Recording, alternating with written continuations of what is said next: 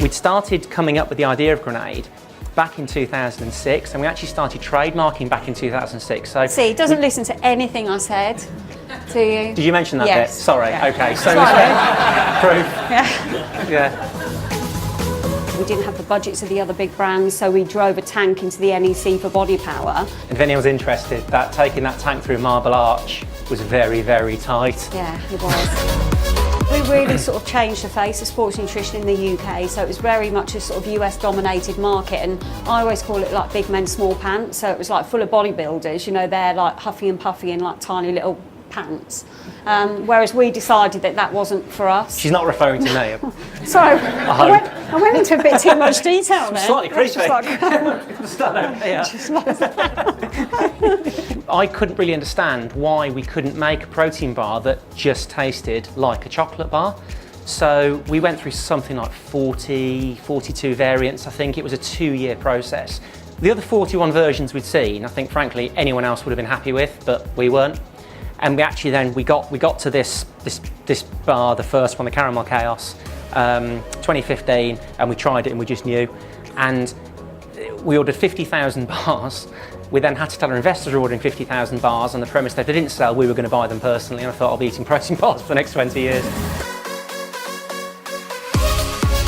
So they took about a quarter and we got the rest. I think then we sold them about an hour. And then we had no stock for 6 weeks. And in that 6 weeks, we pre-sold probably another 100,000, so we ordered more and then we pre-sold them, and basically then for the next 2 years we had no stock.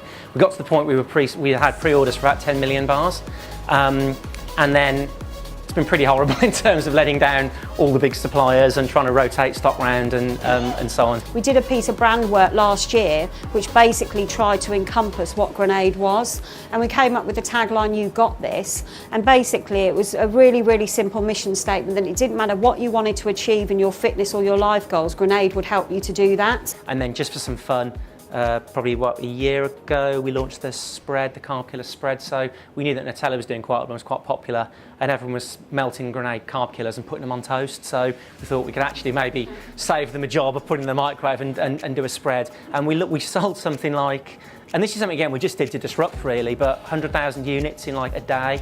It's the top 3 sellers on Amazon outselling Nutella, which must really, really annoy them. We'd like to thank you guys, Cooper Parrys, so much for having us this evening. We've really enjoyed it. As you can probably tell, we never get tired of talking about the brand. I mean, it's been 9 years and we're still as enthusiastic and passionate about the Grenade brand as we were from day one. So it's great to come and tell our story. And we've told the story probably 1,000 times, and although it's the same story, we always tell it differently because we think about different things. So if you want us to come back and tell it entirely differently, we're very happy. But thanks again, guys, really appreciate it. Thank you.